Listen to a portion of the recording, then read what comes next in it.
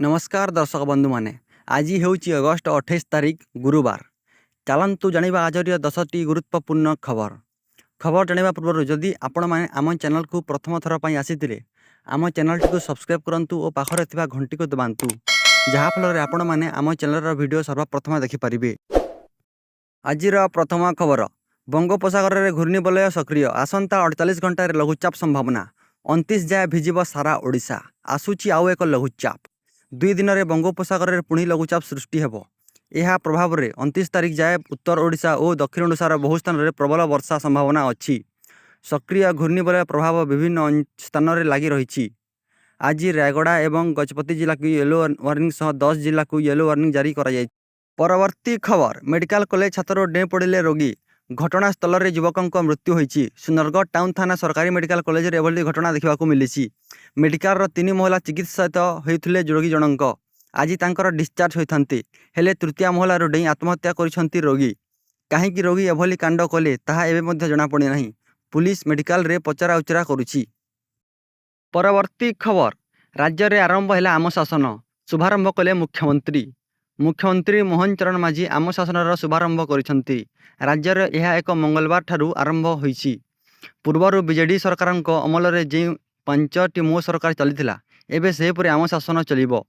ଏହି ଜରିଆରେ ଯେଉଁ ଅଭିଯୋଗ କିମ୍ବା ପ୍ରସ୍ତାବ ଆସିବ ତାହାକୁ ସିଧାସଳଖ ମୁଖ୍ୟମନ୍ତ୍ରୀ ଓ ପ୍ରଶାସନ ବୁଝିବେ। ଆରମ୍ଭରେ ଏଥିରେ 8ଟି ବିଭାଗର 16ଟି ସେବା ଉପଲବ୍ଧ ହେବ।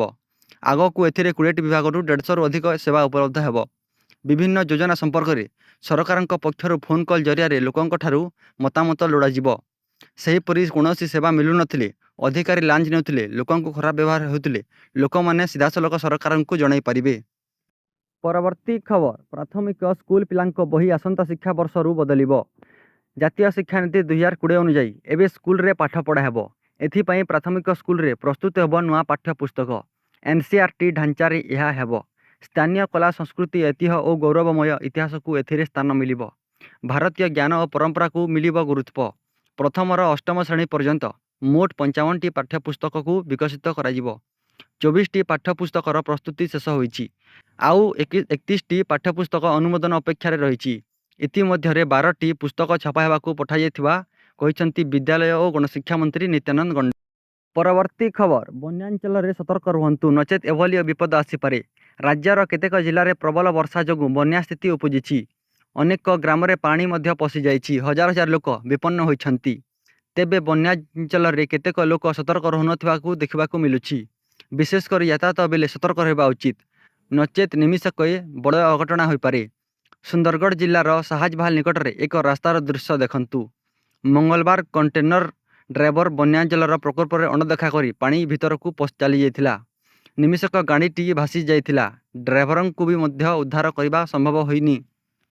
ପରବର୍ତ୍ତୀ ଖବର, 29ରୁ ଭୁବନେଶ୍ୱରରେ ଅନୁସୂଚିତ ଜାତି ଓ ଜନଜାତି ସମିତି ଅଧ୍ୟକ୍ଷ ସମ୍ମିଳନୀ।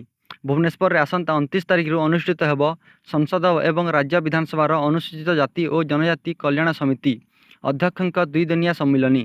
ଲୋକସଭା ବାଚସ୍ପତି ଓମ୍ ବିର୍ଲା ସମ୍ମିଳନୀକୁ ଉଦ୍ଘାଟନ କରିବେ।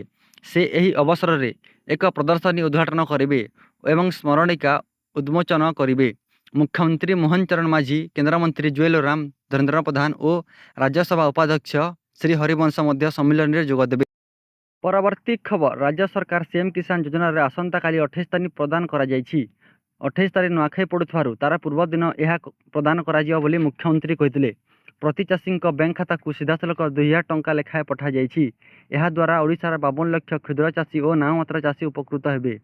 ଏହି ଯୋଜନାରେ ରାଜ୍ୟ ସରକାର 2ଟି କିସ୍ତିରେ 4000 ଟଙ୍କା ପ୍ରଦାନ କରିଥାନ୍ତି।